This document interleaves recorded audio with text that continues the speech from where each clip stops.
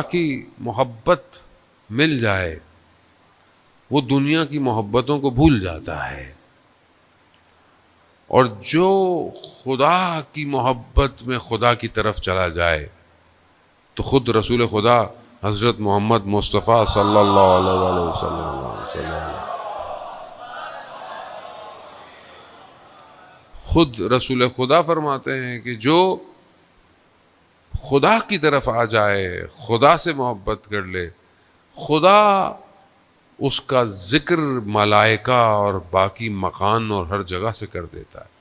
یعنی گویا کائنات کا ہر وجود اس کو پہچانتا ہے کہ یہ خدا سے محبت کرتا ہے۔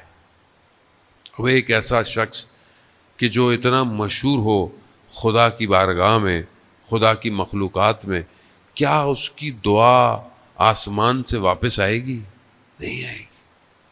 لیکن کیا ہم اپنے آپ کو اس محبت کی طرف بڑھا رہے ہیں کہ نہیں بڑھا رہے؟ کیونکہ یہ دنیا کبھی بھی خدا کی محبت کی طرف آپ کو جانے نہیں دے گی۔ دنیا کا کام ہی یہی ہے۔ اللہ نے 1,24,000 پیغمبروں کو کیوں بھیجا؟ لوگ مخلوق رب کی طرف جائے، اور جو پوری دنیا کا باقی سسٹم تھا اس کا کیا کام تھا؟ کہ یہ مخلوق رب سے دور ہو جائے۔ اس کا کام یہی۔ آج آپ کو دنیا کے اندر ساری چیزیں نظر آتی ہیں، بعض اوقات آپ کو دین بھی نظر آ رہا ہے، دیندار بھی نظر آ رہے ہیں، لیکن ان کا کام کیا ہے؟ وہ خدا کی طرف نہیں لے کے جا رہے، وہ اپنی طرف لے کے جا رہے ہیں۔ سامری نے کیا کیا تھا؟ سامری بھی بنی اسرائیل حضرت موسیٰ علیہ السلام کا ماننے والوں میں سے تھا، ان لوگوں میں سے تھا جنہوں نے نجات پائی، لیکن قوم کو کہاں لے گیا؟ کہاں لے گیا؟ اپنی طرف لے آیا۔ خوب ذرا سی انحراف، ذرا سی غلطی انسان کو دور کر دیتی ہے، اور وہ اس گوشالے کی پوجا کرنے لگے اور یہ کہنے لگے کہ یہ موسیٰ کا رب ہے۔ خوب قوم مشکلات میں ہوتی ہے۔ خوب یہاں پر سید الشہداء علیہ السلام نے یہ جو ایک یونیورسٹی کھولی ہوئی ہے جو ہر سال کھلتی ہے، یہ اپنی طرف لے کر آنے کے لیے، اس کی چند کوالٹیز ہیں کہ جو چیزیں کربلا کے اندر واقع کربلا میں ہیں، بہرحال میں وہی آج آپ کی خدمت میں بیان کروں گا۔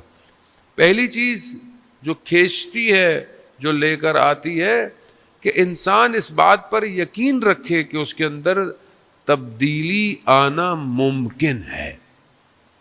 یعنی آپ سوچیں، کیونکہ آج کل دنیا ہے، مایوسی زیادہ ہے، کوئی پوچھے کہ میں تو چینج نہیں ہو سکتا، خاص طور پہ جوان جو ہے وہ کہتا ہے میں کیسے ہو سکتا ہوں، اور اگر وہ خود جوان سوچنا بھی چاہے کہ میں چینج ہو سکتا ہوں، اس کے دوست اس کو کہتے ہیں نہیں، تم تو کبھی بھی چینج نہیں ہو سکتے، تم اور نماز پڑھو گے، تم اور قرآن پڑھو گے، تم اور اچھا کام کرو گے، خوب دنیا۔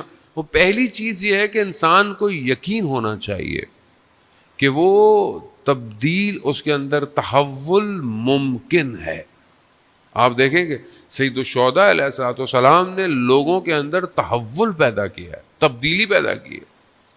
آپ قرآن کے اندر دیکھیں کہ جو جادوگر ہیں فرعون کے دربار میں، انہوں نے کیا کیا ہے؟ انہوں نے جو ہے وہ رسیاں پھینکی اور ان کو سانپ بنا دیا، لیکن جب سامنے دیکھا کہ جو لکڑی ہے وہ اژدہا میں بن سکتی ہے، خوب جادوگر تھے، ٹیکنیکلی جانتے تھے کہ جادو کسے کہتے ہیں، سحر کسے کہتے ہیں، معجزہ کسے کہتے ہیں، ممکنات کسے کہتے ہیں، وہ پہچان گئے۔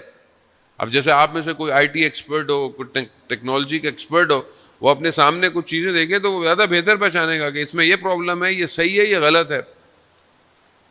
وہ اس چیز کو جانتے تھے۔ جب انہوں نے دیکھا کہ حضرت موسیٰ نے جو ہے وہ عصا کو پھینکا ہے اور وہ اژدہا بن گیا، تو ان کے وجود میں یہ یقین تھا تبدیلی کا۔ وہ کیا ہوا؟ تبدیل ہو گئے، اور ایسے تبدیل ہوئے فرعون نے کہا میں ہاتھ کاٹ دوں گا، میں گردنیں کاٹ دوں گا، ان کا جو بھی کرنا ہے کرو، موسیٰ کے رب پر ہم ایمان لے آئے۔ خوب یہ یقین ہونا، یعنی کوئی تصور کر سکتا ہے کہ فرعون کے ساحر موسیٰ کے رب کو مان لیں گے؟ نہیں، تبدیلی ممکن ہے۔ دوسری چیز کہ جب انسان تبدیل ہو رہا ہو یا اس کو تبدیل کرنا ہو تو اس کا طریقہ، اس کا راستہ یہ بہت امپورٹنٹ ہے، کس طریقے سے جو ہے وہ تبدیل کیا جائے۔ آئیں حضرت موسیٰ ہی کا لے لیتے ہیں۔ جب حضرت موسیٰ فرعون کے پاس جا رہے ہیں تو قرآن نے حضرت موسیٰ کو کیا ڈائریکشنز دیے۔ مطلب آپ کے سامنے فرعون جیسی شخصیت ہو جس نے ظلم کیا، بنی اسرائیل کو شکنجے میں رکھا، حضرت موسیٰ کو کتنی تکلیف ہوئی، ان کو نکلنا پڑ گیا، اس کے بعد اب آپ جا رہے ہیں، آپ خدا کے نمائندے بھی ہیں، پاورفل بھی ہیں، سب کچھ ہے، تب آپ کیسے جائیں گے؟ ہم میں سے اگر کسی کو موقع مل جائے کہ کسی کو صحیح کرنا ہے، کیسے جائیں گے ہم؟ مگر قرآن حضرت موسیٰ سے کیا کہہ رہا ہے کہ جب موسیٰ کے پاس جانا تو قول لعین یعنی آرام سے گفتگو کرنا، یعنی خدا فرعون کو بھی موقع دینا چاہتا ہے، طریقہ ہے۔ ہمارا طریقہ کیا ہے؟ ہماری گفتگو کیسی ہے؟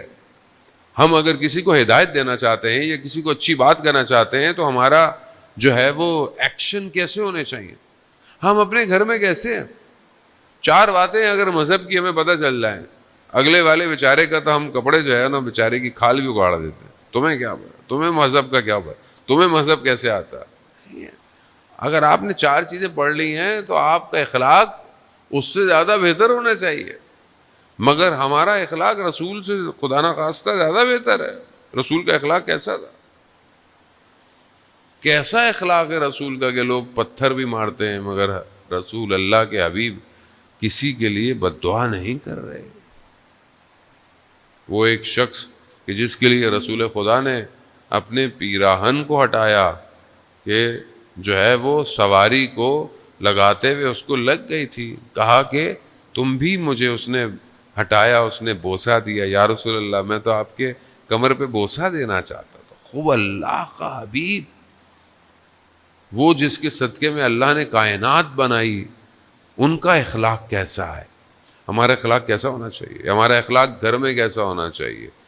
ایام اذاں ہیں، ہمیں تو بعض اوقات اپنے آپ سے افسوس ہوتا ہے، بعض اوقات ہم روڈ پہ گاڑی جا رہی ہوتی ہے، ہمارے ساتھ والے پتہ نہیں کسی کو ڈانٹ رہے ہوتے ہیں، کسی کو سائڈ پہ کر رہے ہوتے ہیں، بہرحال ہم کچھ کہیں تو کہتے ہیں آغا صاحب سیکیورٹی ہے ہمیں کرنے دیں، لیکن مجھے بالکل نہیں اچھا لگتا۔ مطلب میری کیا حیثیت ہے، اوقات ہے، مطلب انسان بہرحال ایک اچھے کام مذہب مجلس پڑھنے جا رہا ہو اور آپ کی گاڑی کسی کو دھکا دے دے، دبا دے، آپ کیا سوچیں گے؟ مطلب وہ کیا سوچے گا؟ یہ کون ہے یہ شخص؟